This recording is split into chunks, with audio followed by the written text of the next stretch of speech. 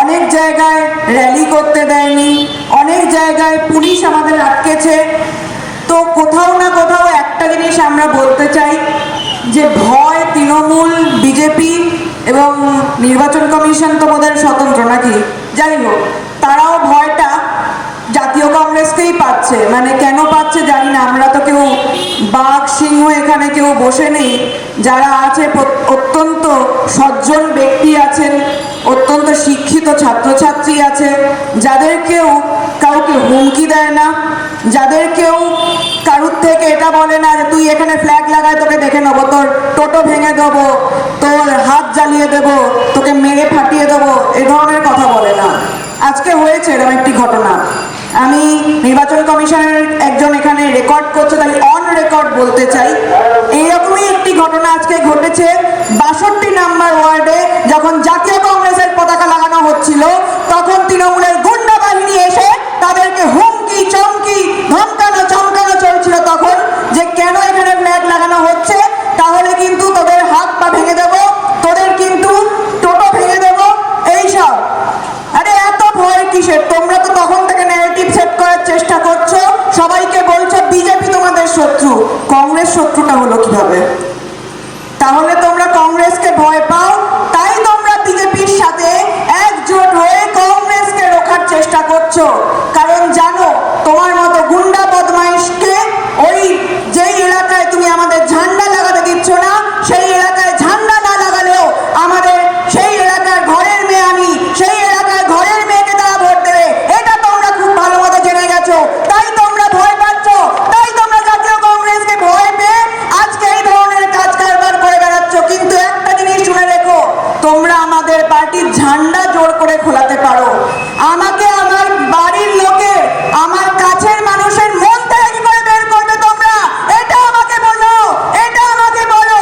কারণ তুমি তো গুন্ডামি করে এসছো, আর আমি ওখানে সকলের পাশে থেকে সকলের সাথে মিলে মিশে একটার পর একটা উৎসব, কখনো শোক দুঃখে তাদের সাথে পাশে দাঁড়িয়েছি। তাই একটা জিনিস তোমাদের মনে করাতে চাই যে এই যে ভয় পাচ্ছ, এত ভয় পেও না। আমরা সকলেই জানি তোমরা ৪টের পর প্রত্যেক বছর বছর বলো, ৪টের পর যারা আছো তোমরা বিরোধী পার্টির এজেন্ট, সব বেরিয়ে যাবে না, তোমাদের লাশ পড়ে যাবে। এই ভয়টা অন্য কোনো পার্টিকে তোমরা দেখাতে পারলেও এই ভয়টা জাতীয় কংগ্রেসের একজন এজেন্টকেও দেখাতে পারবে না, এটা তোমরা জানো। এবং জাতীয় কংগ্রেসের কোনো এজেন্ট, জাতীয় কংগ্রেসের কোনো সৈনিক কেউ তোমাদের ভয় পায় না। কারণ আমরা সকলে রাহুল গান্ধীর সৈনিক, আমরা সকলে রাহুল গান্ধীর পথে চলে এই ঘৃণার বাজারে মহব্বতের দোকান আমরা খুলতে চলেছি, এবং প্রত্যেকটা জায়গায় আমরা মহব্বতের দোকান খুলবো। কেন খুলবো জানেন? কারণ যাতে কেউ আপনাকে ভয় দেখাতে না পারে যে ওরা আসলে আপনাকে মাছ মাংস খেতে দেবে না, ওরা আসলে আপনাকে হিন্দু মুসলিম করবে।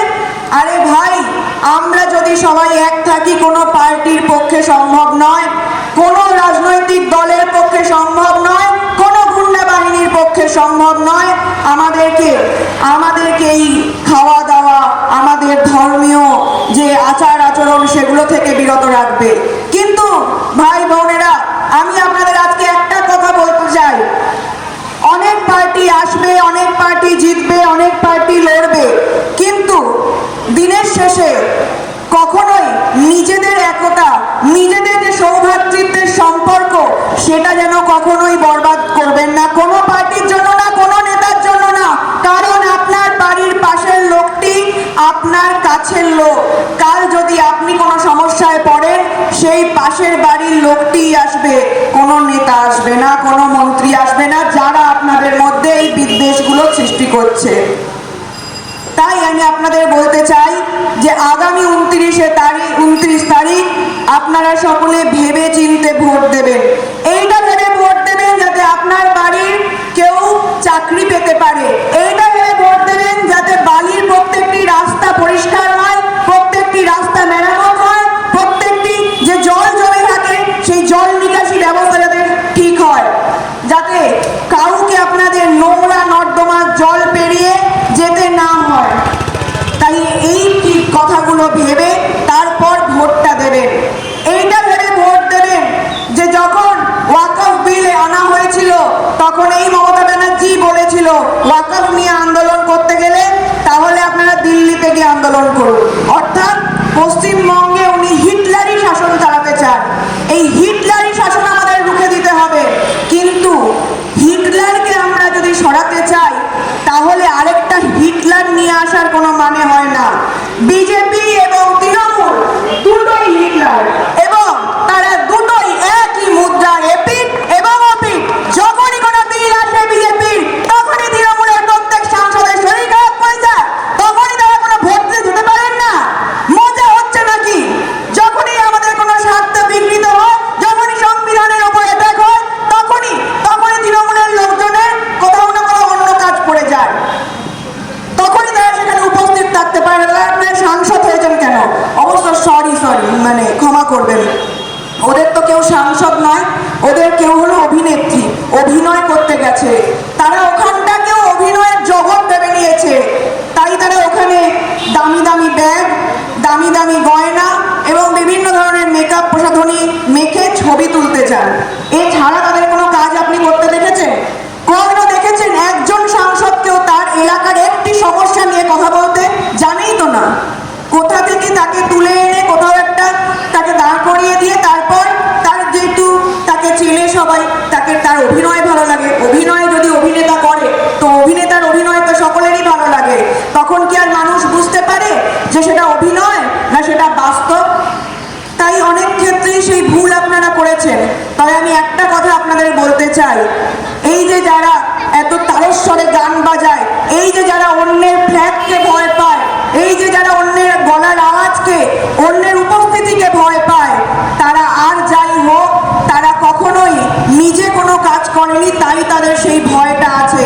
এই স্বৈরতান্ত্রিক সরকার আর নেই দরকার।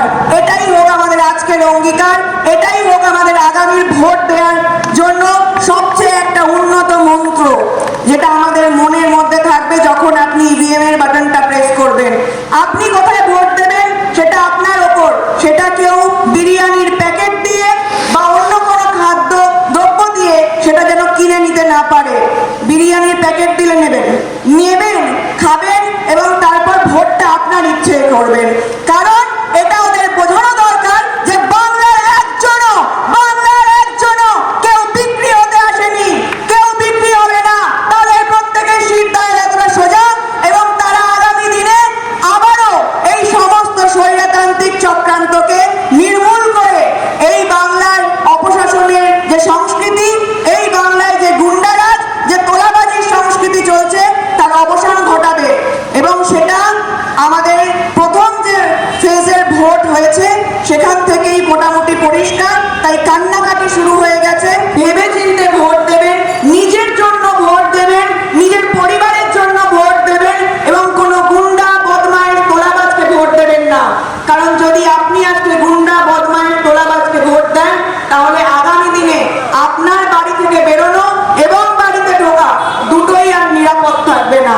তাই 29 তারিখ ভেবে চিন্তে ভোট দেবেন এবং যদি আপনার মনে হয় যে আমরা জাতীয় কংগ্রেস আপনাদের পাশে থাকতে পেরেছি, আমরা আপনাদের জন্য লড়াই করতে পেরেছি, তবে ইভিএম এর 2 নাম্বার বাটন প্রেস করে জাতীয় কংগ্রেসকে শুধু বিজয়ী করবেন না, নিজেকে বিজয়ী করবেন, নিজের জন্য ভোট দেবেন 2 নাম্বার বাটন প্রেস করে। আমি এইটুকুই বলতে চাই। আমি নিয়ম যদিও 5 মিনিট আমি বেশি বলেছি, তার জন্য ক্ষমা চাইছি, কিন্তু যেহেতু টাইম শর্ট, কিন্তু কিছু কথা বলা অত্যন্ত দরকার। কারণ আমি মনে করি আমাদের বালি এলাকার মানুষের ভবিষ্যৎ অনেক বেশি দামি এই 5 মিনিটের থেকে। তাই জন্য আমি এই